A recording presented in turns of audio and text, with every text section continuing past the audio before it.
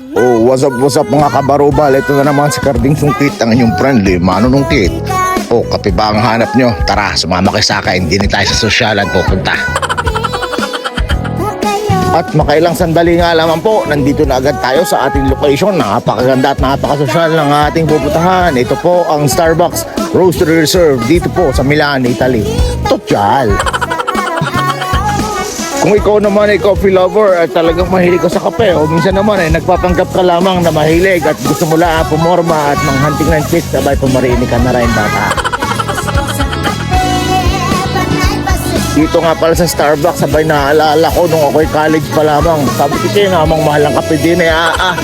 Isang kape kain ko ng maghapon eh. Hindi ko. Dahil walang-wala, nandito po ako sa Starbucks Roastery dito sa Milan, sa Piazza Cordusio.